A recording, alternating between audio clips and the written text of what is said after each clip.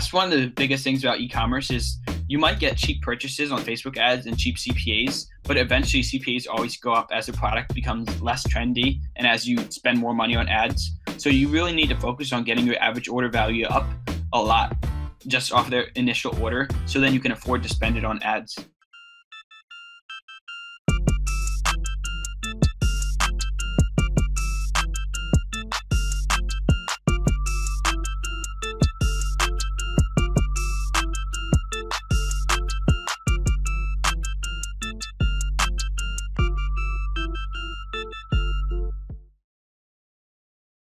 Hey, what's going on, everybody? Steve Raiken here. Welcome to episode number 3 of the Raiken Profit Show. Today we have my good friend Justin on the show, and the title of the show is How 17-Year-Old Teenager Justin Made $4 Million, or better words, sold $4 million selling products on Shopify. It's been about 18 months, and Justin and I, we go way back, probably what, 2 years, 3 years, about then? Yeah, 2 years. Yeah, when we were running our Kindle publishing businesses and publishing books on CreateSpace and Audible, which behind the scenes we were both looking at our Audible accounts. We haven't checked in a while, and it was pretty cool findings. But anyways, what's going on, Justin? Glad to have you here. How you doing, man? Yeah, thanks for having me. I'm doing good. Appreciate it. So where are you from, Justin? Because I'm over here on the East Coast in Connecticut. I think you're somewhat close to me, right? Yeah, I'm right above you in Jersey. Right above me in Jersey, man. We gotta get up sometime and kick it and make it happen. But 17 years old, man. You actually said you turned 17, about a month ago. So you're just like, you were just 16 a couple months ago. Yeah. And you've been able to make money online for about what? Has it been 2 or 3 years? Did you start when you were 14 or 15? Well, I started off when I was 14, but I started having success when I was 15, like making some real money. Wow, that's amazing. So tell everybody the story, because I have a feeling that this is actually, we have a video version on YouTube right here, and this is also going to be on the podcast, but I have a feeling that, I just have a feeling this video is going to go viral on YouTube, because there are so many 14-year-olds, 15-year-olds, 16-year-olds who want to learn how to make money outside of cutting lawns or like cleaning houses or all the various, I don't even know what do teenagers even do to make money. It's been so long, like trading baseball cards and stuff. Like Justin and I were talking before, like I have a feeling this video is going to reach thousands of people. And I want to kind of share and have you share your story in terms of like how you got started with making money online. And maybe you could talk about like the different things that you've done and whatnot. But how did you get started, man, as like a young teenager, 14, 15, and now you're 17, like get into this online making money game? So it all started with my mindset. Like I never wanted to be poor, and I never want to have a job. I know what it's like to be like that, and I don't want to have to deal with that. So I've always wanted to make money outside of the conventional ways of making money. And I also knew that I don't have to be doing lawn mowing and stuff, and that I can make a lot of money online, and that a lot of other people are doing that too. So I had a few websites like in 8th grade, and so I started 2 websites. And they both flopped and they failed. But the way I'm thinking is that even when they fail, I'm just going to keep on pushing forward and just try something else and just keep on failing until something works. So that's kind of my philosophy on life. So going into 9th grade, I heard about reselling. So I basically got onto eBay and I sold a few items from my house, just some junk, some old shoes, some just random junk. And I made $80. So then that was $80 I didn't have in my pocket before. So I started with no money. I made $80 just from some junk. And then I had $80 in my pocket. And then I learned about reselling stuff that you would buy in stores. Like I could go to Goodwill or go to Five Below or other stores and then resell that stuff on Amazon and on eBay. Before that, I didn't even know you could sell on Amazon. But because of channels like Raiken Profit and other YouTube channels, I learned that you actually can resell. So I took the $80 I had in my pocket. I went to Goodwill and I spent it all on board games and toys and just complete junk. But one man's junk is another man's treasure. So I spent all this money, all the money I had in my pocket, and I bought a ton of stuff and I sent it all into Amazon. And this was around November or October. So it was getting into 4th quarter, and Christmas time was coming up, and sales were doing pretty good. I was starting to get some sales just off of these board games and toys and stuff. So then as I was selling the stuff, the Amazon paychecks would come in every 2 weeks. So every paycheck I got, I would go back to Goodwill, buy more items, and send them back to Amazon. Eventually, I got into Buy Below. I would buy items for $5 and resell them on Amazon for $15. And the really good thing about this was that I could buy about 10 of these. I could buy 10 of one item from Buy Below and send them all into Amazon. So then it was a little bit more scalable. So this was like what I was really passionate about at the time. It was a lot of fun. It was like a treasure hunt trying to find all these products. And I made a little bit of money, but the amount of time I spent researching and working on this business, it really didn't make me that much. And it was probably way under minimum wage, but it was a good start. And it actually taught me that you can make money online selling stuff. So that was really amazing. And I was very proud of myself. I think 1 month I did $1,000 in sales, but it ended up being like very low in profit. But that was just a great start. So eventually after fourth quarter ended and Christmas time was over, I had about $500 in my pocket. So I went from $0 to $500 pretty quickly in a few months without having a job. I was 14 at the time. I couldn't even get a job in my town. It's a lot of money for a 14-year-old, $500. Yeah, it was pretty good money. I worked my ass off for it. So it was a good start. So then I learned about Kindle publishing from Steve Raiken here and from Dave Koziel and from other people on YouTube. And people were making good money with this. So I said, you know what? Kindle publishing seems like a better opportunity right now. Reselling, I would have to go out to stores, go on a treasure hunt trying to find it. But with Kindle publishing, it was more scalable and I could do it all from my house. And this was just another way to make money online that I tried. And I was committed to my success. I knew other people were making very good money off of it. So I committed to putting out books consistently. So with the $500 I had in my pocket, I didn't spend it on toys. I didn't spend it on a new phone or any gadgets. I spent it all on my business. So I published, I think it was like 5 books at the time. I started having some success. Some books would work, some books wouldn't. And I consistently learned. So eventually I ran out of money and all I had was some books making a little bit of profit every single day. Every book I'd put up, I'd make a little bit more money.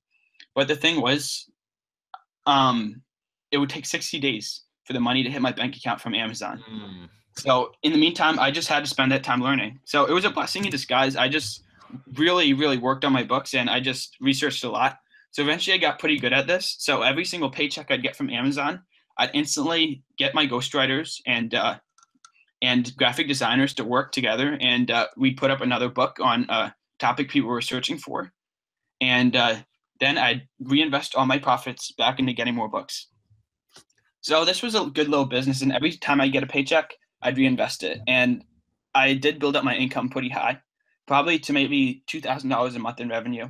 The profits weren't that amazing because I was consistently reinvesting, but it was really awesome. And then eventually Amazon changed their algorithm and my income got sliced in half, just like many other people's income. But that was a blessing in disguise too. Me too. Happened to me. It wasn't fun, but we changed our strategies and eventually we were making very good money again. And eventually I just made so much money, I kind of stopped doing it and Amazon kind of changed again and, stuff happened. But then I had all this money in my pocket and it was very nice being 15 with all that money. And then people started moving into e-commerce and I said, why don't I try that too? I had success with reselling, success with Kindle publishing, and why don't I have success with reselling? And it would be reselling in the same way, but it would be on a larger scale with e-commerce on your own sites. And what's even better about this is that we could wholesale products and get a ton of products or dropship a ton of products, and you could sell the same item over and over again, just like Kindle books. So I started a site. It was a cool brand just selling like t-shirts and stuff, and it really made me learn Facebook ads. So I was struggling for a while, for 8 months, trying to get into e-commerce, losing a lot of money with Facebook ads, but eventually it clicked. And I actually figured out how to use them properly and how to use Shopify right. My coach, Chris Blair, he really helped me out a lot. And when the Facebook ads worked, that was when the money started flowing in again. So my Shopify store went from about $0 or maybe like $500 a day losing money to $10,000 a day, probably within 10 days. So that was truly amazing. Right after investing in the coach, you said, essentially after going through the training and learning the ups and downs. Well, it wasn't right after because I still struggled a lot, but the coach stuck by me, and he was a truly amazing coach. And I eventually figured it out, and it clicked. Just like anything that happens in life, any success that happens, it comes fast, it comes quick. Um, so my one store started taking off. It was making me some money. The thing it was that it was print on demand, whereas each item sells, it would get shipped out by the company or the t-shirt company that would print it. So the profit margins weren't that good. So I went on with this one site for a little while, and then I met my business partner. He was just a regular friend at the time. He had a site himself, and he was doing very good numbers too. So we decided to partner up on a general store, and this general store would sell all types of trendy products, and just the trendiness of the products would make it sell. And we kind of struggled again. We went through the struggling phase again. For a few months, we were losing money on this store. And then one day, something clicked again. We finally find the right product. And that really taught us that very big part of the game. You just have to find the right product. And once you have the right product, advertising it is easy. So what we had sell at the time was charcoal toothpaste. So our store went from maybe $1,000 a day in sales, not that good, to 50 a day for a few days. And it was amazing. $50,000 a day for a couple days. Yeah, we scaled it to 20 million views, and eventually we had to unfortunately take down the video because we used a tiny clip of someone's YouTube channel, and they didn't like that. So what you're doing essentially in this business is you found a product, or you're testing out all these various products, just like in reselling. You know, you say you find a Ralph Lauren shirt and you put it on eBay. People are searching on eBay to find it. What you were doing was you were creating, I don't know, wholesale opportunities or print on demand opportunities or drop shipping opportunities. And you were running ads on Facebook. So when people are going through their feed, they would essentially see the video or see, you know, the picture with the item for sale. Is that kind of like what you were doing? Yeah. So with Facebook ads, I would target people who were interested in a certain niche. And since they were interested in a certain niche, they would probably be interested in the product I have to offer. So then it worked just like that. I advertised to the right audience, I advertised a cool product, and they liked the product, and then I would get a sale. So that was basically the basis of the business at the time. Wow. That's really, really cool right there. So you started off with reselling, you progressed into selling the ebooks and the Kindle books, and then you moved on to e-commerce essentially. So wow, quite the journey. And all that happened over about a 2-year period, 2-3 year period right there. So that's really, really interesting. Let's talk about your main business right now. So the majority of and the funny thing is my original title was actually, you know, teenager makes $2 million a year. And he messaged me and he goes, it's actually $4 million. So the majority of your sales, are they coming from your Shopify store? Is that your main business right now, running Facebook ads, Shopify stores, selling products on your trendy website? Yeah, so my business partner and we scaled out to multiple websites. Right now we have 4 websites, and some of them are brands, and then some of them are general stores where we sell all types of stuff. And yeah, that's where we're making quite a good amount of money, and we're producing a lot of revenue consistently through Facebook ads and other ways of advertising. So do you mind sharing with people exactly what Shopify is for the beginners out there who are used to selling on eBay or Amazon or maybe WordPress? Like, what exactly is Shopify? And then maybe touch on, like, how do you find products that you can sell? Or do other people own them? Are you private labeling them? Like, how does that all work in terms of your business model? So first of all, Shopify is the best e-commerce platform out there. It's very different from Amazon in that you own it yourself. So you can start your own website with Shopify and put up your own products, and you have full control over it. So you have control over the customer service, the advertising, the way the website looks in every way. But the only downside is that you don't have your own traffic, just like Amazon would be. So you have to drive your own traffic to the site through paid advertising or influencers or however else you want to advertise it. And the way that we sell the products is we'd start off with drop shipping a product from China. We'd find a vendor in China to drop ship a product. And eventually, once the data is looking good with paid advertising, we can start to scale up. And that's when we would place a wholesale order and ship it to a warehouse that we're using in Florida. Awesome. Very, very cool. What's What's one thing that you absolutely love about selling on Shopify? Um, and maybe one thing that you hate, because I know there's going to be people watching and young kids and teenagers and even adults, and they're getting excited like, wow, he can do it. He's just an average guy. Like he's making it happen. Like, what are some of the things you love? And I know you've mentioned a few, but what are some of the things, maybe some of the downsides? Because, I remember when I started my Kindle business, like people would say it was amazing, but there are downsides to it. Like what are the downsides and upsides to a Shopify store in your opinion? All right, so I'll start off with what I love about it. So it gives me complete freedom. Like I get to spend money on what I want. Like I just bought a brand new Mustang, and I get to like go where I want. I went to Cali over the summer, Texas. I get to do all these amazing things just because of the opportunities that Shopify has given me, and that my e-commerce stores have given me. And the downsides is that it is very inconsistent, and you do have to constantly work on it. It's not just a quote unquote passive income lifestyle type of business. You do have to consistently be putting in the work and maintaining the sites. But while you have a team of virtual assistants like I do, we have a team of 20 employees who manage most of the things on the site. It does help out a lot. Cool. What are some of the type of tasks that you have your virtual assistants helping you out with? So we have a customer service team who does all the customer service, and then we have an ads team who would run basically most of the Facebook ads. Oh, And wow. then in between, there's a product research team who would find products and find the hot topics of the time.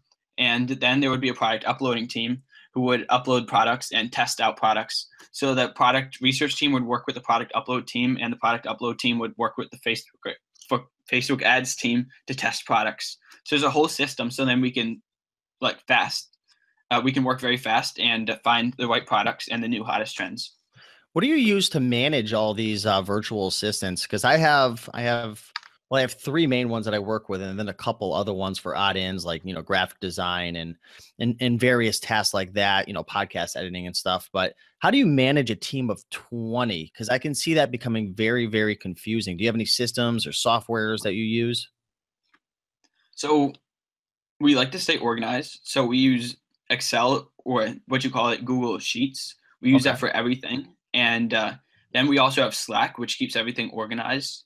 And around 10 employees, we had to really hire a project manager, which is a game changer. They keep Hmm. everyone on in line, and they keep everything organized and running smoothly. And they will save you a lot of time and make the business so much easier to run.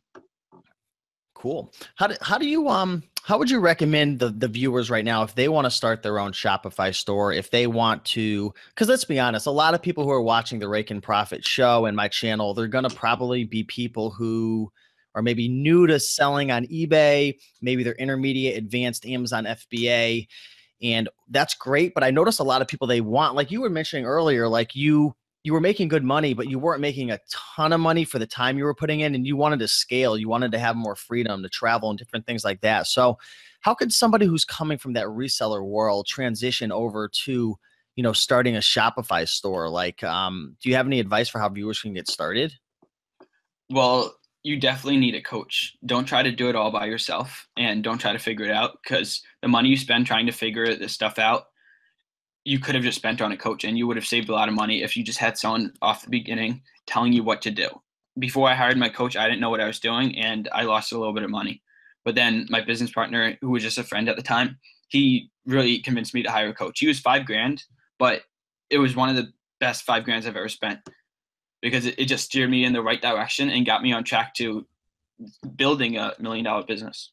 I remember we were talking behind the scenes, and I think you were struggling with your Shopify store at the time. And you had told me that you were investing the 5K, and it didn't take me by surprise. I think you were what, 15 or 16 at the time, and you dropped 5K. And like anyone else would have thought you were absolutely crazy. But like, I don't know, man. Like it's just amazing to see the growth that you've taken. And people have asked about you, friends of mine. They're like, how does he have such success? Like, what's the difference between Justin and other people? And you invest in yourself. You really, really do. From Kindle publishing days, you invested in some of the masterminds with Dave Koziel.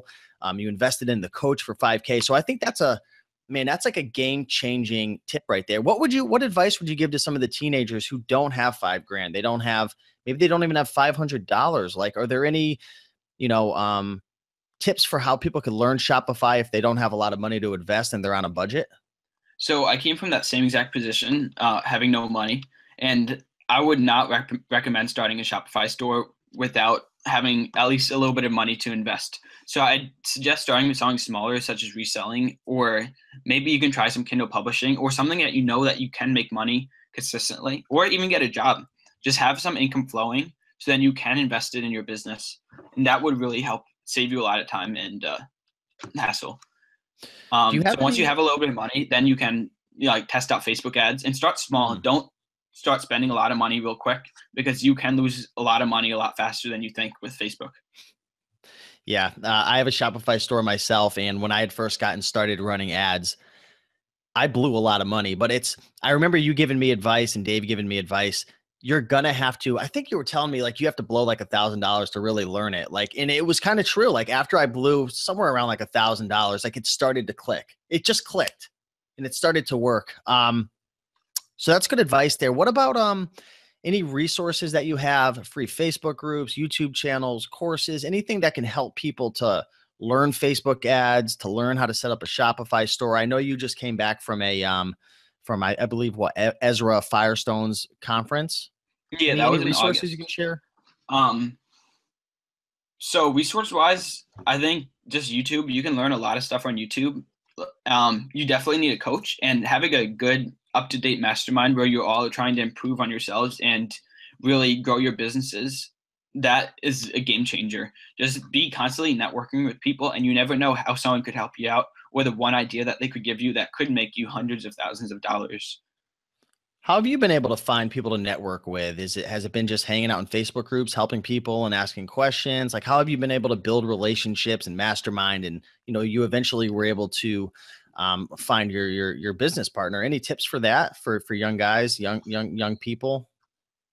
I would just say be active in Facebook groups and just be willing to message people and be talking around.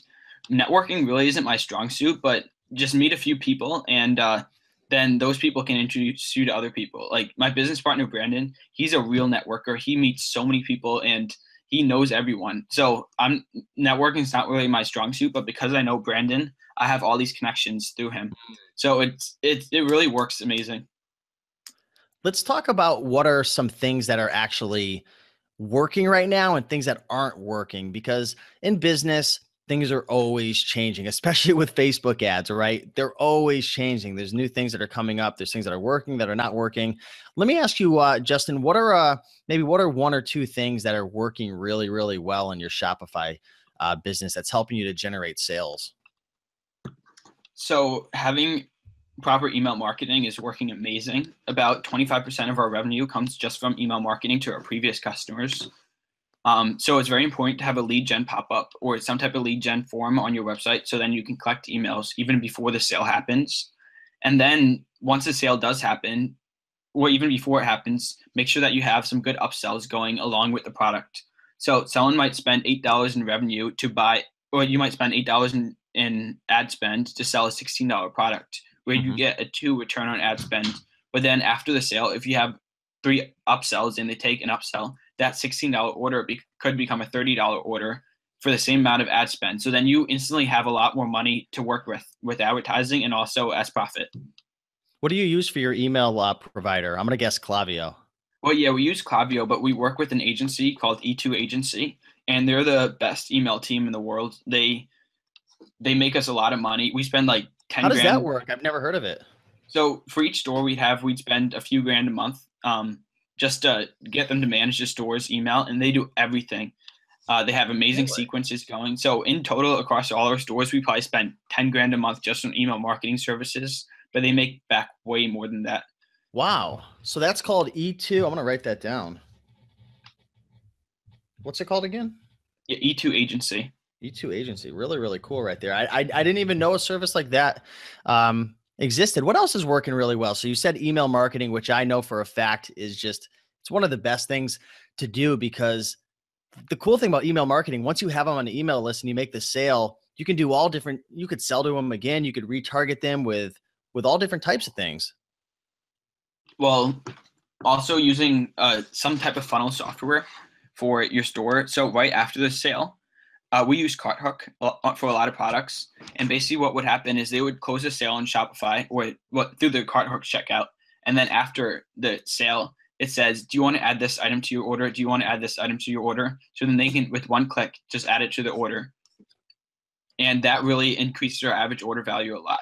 So that's one of the biggest things about e-commerce is you might get cheap purchases on Facebook ads and cheap CPAs, but eventually CPAs always go up as the product becomes less trendy and as you spend more money on ads. So you really need to focus on getting your average order value up a lot just off their initial order, so then you can afford to spend it on ads. And then after the fact, also with email and through other upsells like through Messenger, through using ManyChat, make sure that you extend the lifetime value of the customer. So then you can squeeze out as much profit from each person as possible. Talk to people about ManyChat, because I know what that is, but I'm sure a lot of the viewers have no idea what that is. Talk to the people about what Facebook released recently. It's been about a year, right? About a year, I think. Yeah, so Facebook has opened up the Facebook Messenger platform and opened up the API so that people can start companies around and start softwares around using Facebook Messenger as a bot.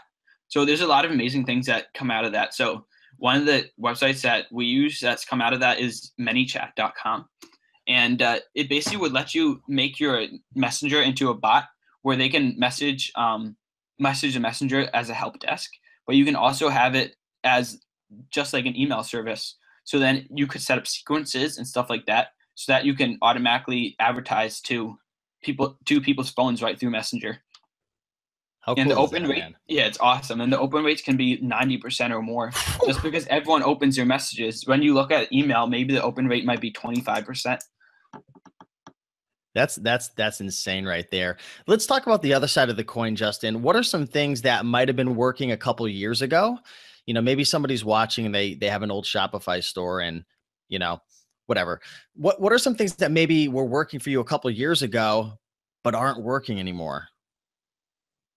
Is there anything that stands out, maybe Facebook ads or certain types of products or print on demand? Is there anything that stands out where it just doesn't work as well? Or maybe it's just something that you learned or something that you improved upon? So Facebook ads are always changing. I could probably write a whole book on the changes that Facebook has made. So old strategies don't work anymore and new strategies work better. And also a lot of it goes into how the 2 million advertisers on Facebook are changing their strategies too. So as their strategies change, the bidding on Facebook changes too. So then what once worked stopped working. So Facebook ads are always changing. But then also print on demand, like selling t-shirts and stuff like that, it's getting more competitive as everyone's doing it. So you really have to stand out in some way, and the profits probably aren't that amazing on t-shirts, especially since half of the sale revenue normally goes right towards fulfillment. What would you say your biggest struggle is in this business as like a 17-year-old kid? I mean, you know, obviously you're getting older. You're not 15 years old anymore. You're going to be 18 soon. You're going to be an official adult. But what's the biggest struggle when you're 16, 17 years old and you're working with, you know, I don't know how old your partner is, but like you're probably interacting with people who are a lot older than you. Is there any struggles or challenges or just something maybe along the lines of just being a teenager running a business? I'd say not really being a teenager running a business. If anything, I have more advantage because I can get more attention for the same things I do. And also, I get mad respect from all adults too, especially since my income's higher than them a lot of times. So that instantly gives you some respect. And what I know about marketing is a lot more than them a lot of times too. So dealing with that's not really a problem. Just on the business side of things, there's a lot of inconsistencies. A product might do amazing and then die down pretty quickly. And then with Facebook, them always changing how they work. One day I might have a really good return on ad spend, and another day I'll be losing money on my store. So that also happens, but overall it still is profitable, and that is nice.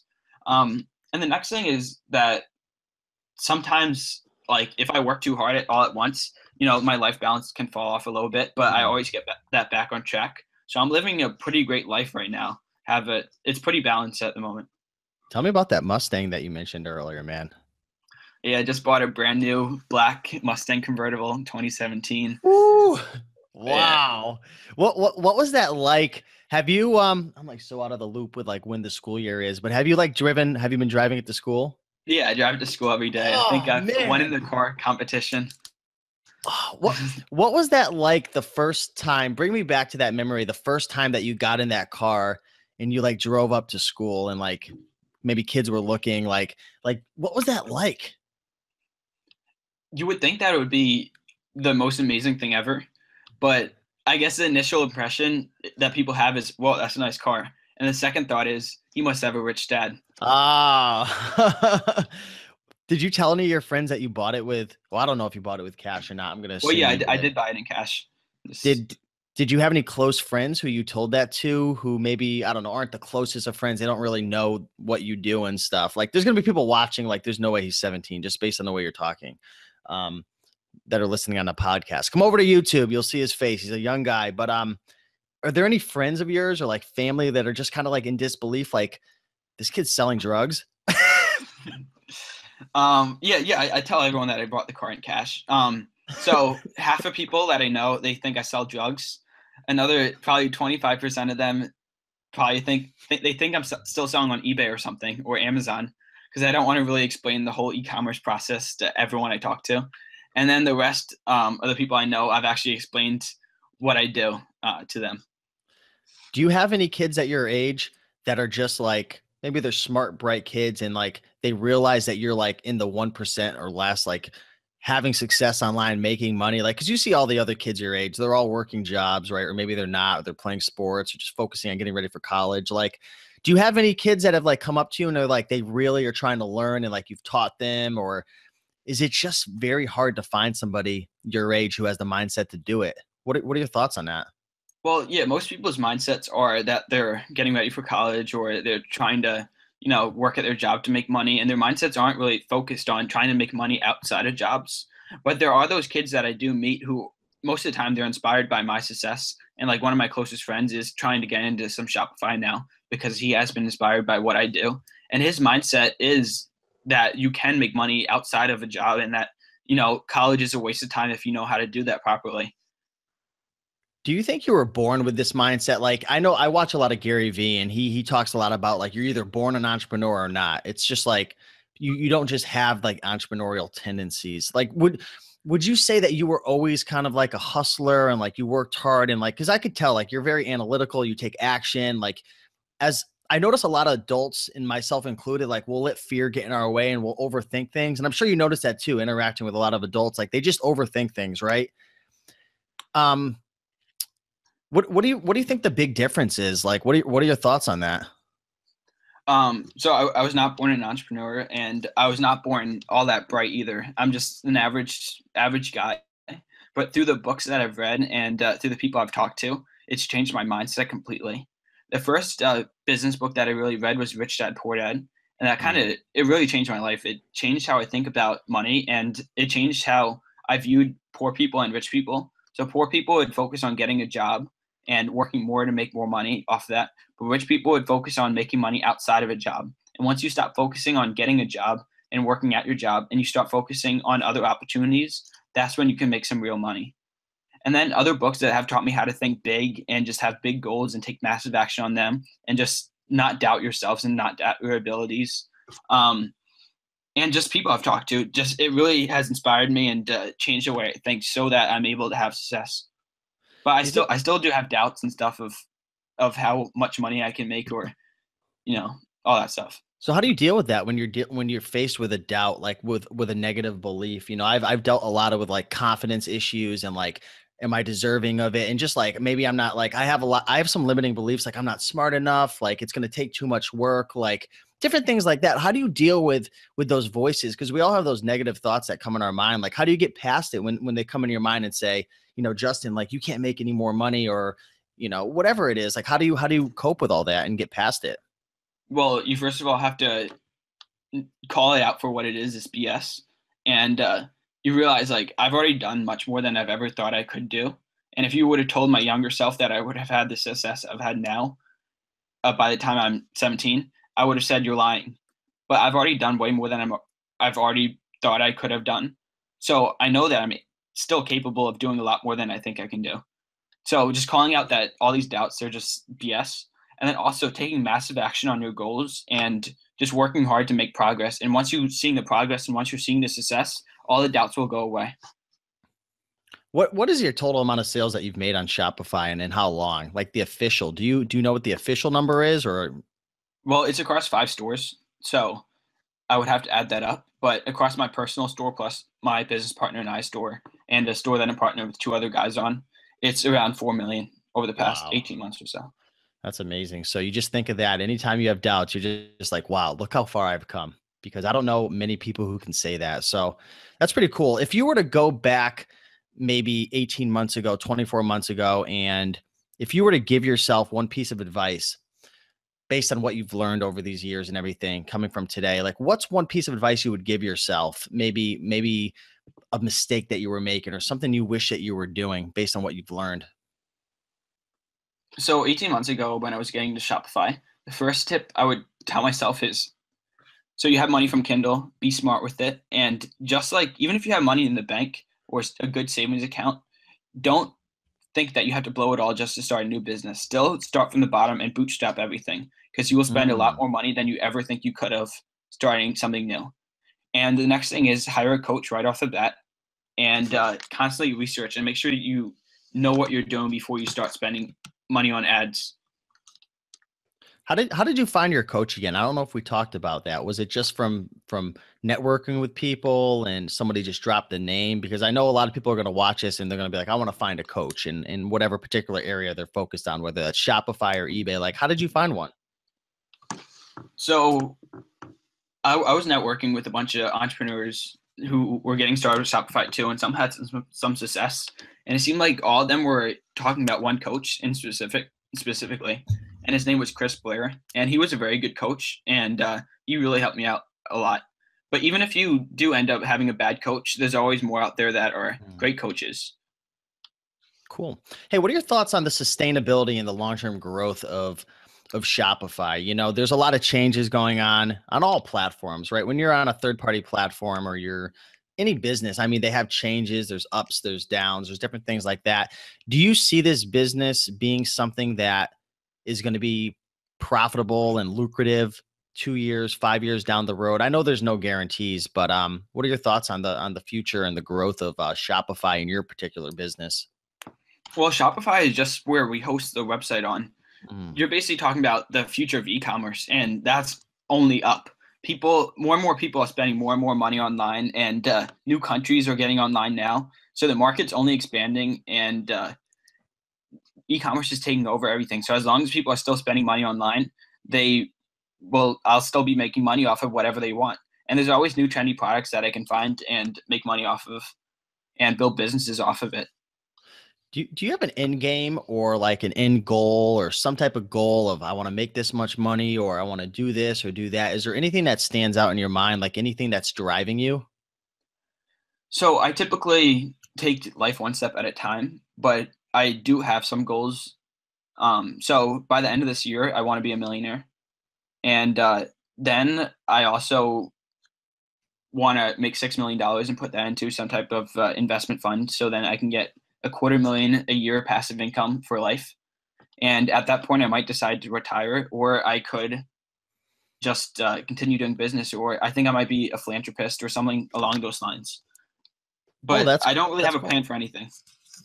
Just one day at a time. And you were Mhm. talking too behind the scenes about investing and whatnot. You said you wanted to have $6 million to invest in what, like dividend funds and index funds and different things like that. Yeah, so I have my financial advisor set me up with some really good investments. So those are what I'll invest in basically. What are your thoughts on a financial advisor? Have they been able to help you? Because I've actually been considering getting one, but I don't really know too much about it. Well, you have to look at how they make money first of all. So if they're making money off of selling you stocks and selling you certain items, that might not be the best thing. But you want them to be dedicated to your success, and also you want them to make money as you have success. So you want them Uh, to maybe take a percentage of your total nest egg. So like mine would take probably, I think is 1.7% per year. It's kind of a lot, but compared to a mutual fund, it's not that much. And that would be for his team to manage all my investments and buy and sell as it's needed. And after the fees, I can get back a solid 7.45% ROI every year. wow. That's cool, man. So what final words of wisdom do you have? I know there's like so many questions and so many different things that I'm going to have for you that I still have to ask, but I want to respect the time limits and everything. But what are some final words of wisdom that you would give to the viewers, and especially the teenagers out there, 14, 15, 16 years old? They want to start making money. They're inspired. They're motivated. Is there any, final words or advice that you would give them? Yeah. So yeah, obviously I can't be teaching you all about Shopify right now, but what I can help you guys out with right now is how you think. How you think is changing the way you do everything. So make sure you guys think very big, have big goals, and take massive action on those goals. And then realize that you do not need a job to make money, and you can make money in a lot of ways. So just take a little bit of action every single day, and a year from now, you'll be surprised by how much you can do. And I look back at everything I've bought, and then I realized that it all started with $80 and an idea. So just take action on your ideas and be consistent, and think big and be perseverant, and you'll have great success eventually. Hey man, this was an amazing. I'm like, I can't even talk straight. This was such an amazing show. And I knew it. I knew that you were going to come with fire, man. And you blew off my socks. And I know people are going to be in the comments and, leaving feedback. And I just want to say thank you, because you've helped me out a lot.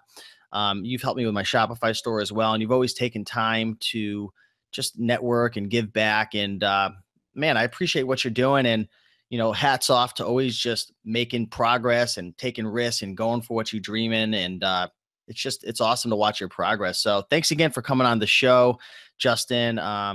Yeah, thank you so much. And I'm sure we'll talk again in the future. I appreciate it, man. Thanks for having me on. Yep, you're welcome.